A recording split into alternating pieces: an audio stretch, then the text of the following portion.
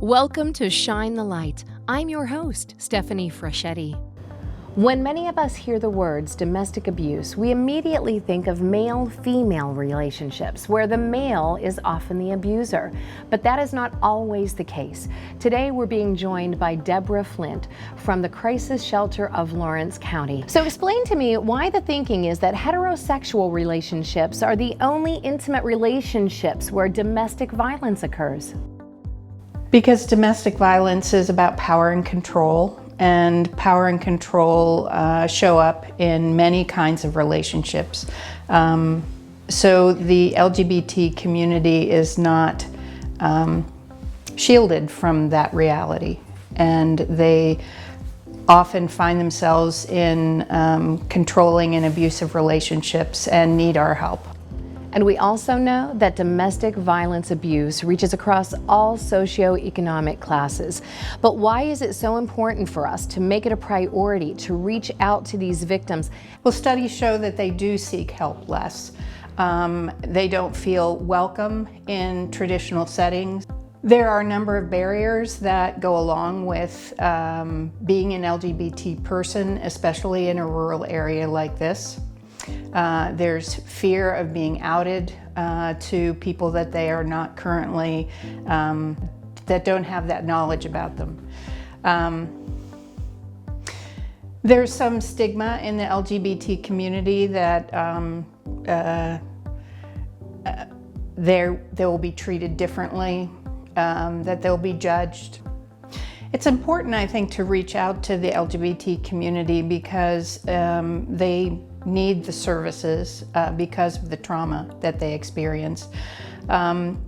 They have a difficult time accessing services for a number of different reasons. And so we have a responsibility to let them know we're here, what we provide, and how we can be of help. So there are a lot of challenges that a non-LGBT person might not be facing.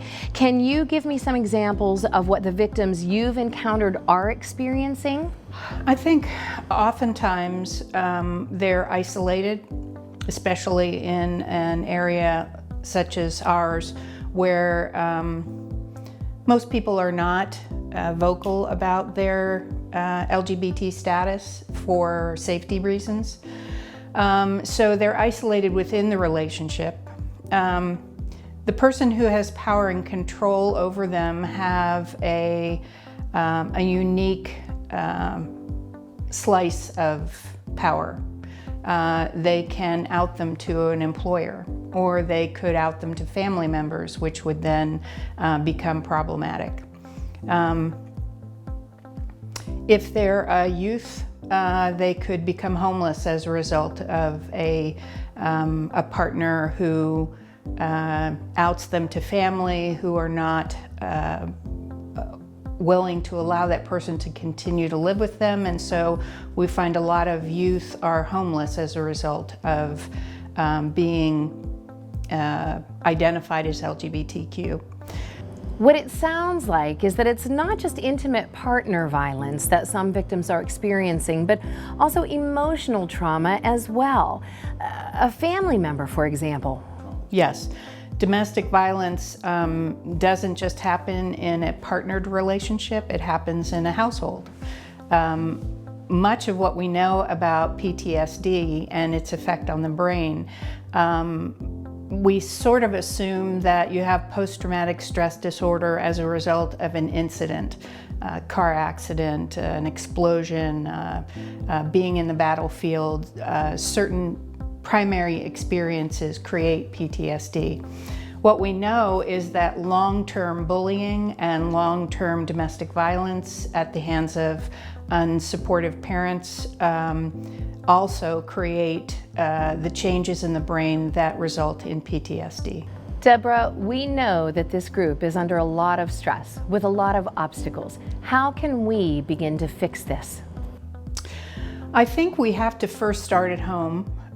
We have to look at our own biases so that when we offer a service, we are offering it with authenticity and welcome. We have to change our language. We have to change our the way we intake people into the system. It's complex, and I believe we have a lot of work to do to make sure that LGBTQ folks feel comfortable enough and safe enough to come forward to get the care they need. Well, this has been incredibly informative and eye-opening. Deborah, thank you so much for joining us. Thank you. Find us at shinethelight.tv on Facebook, Twitter, and Instagram.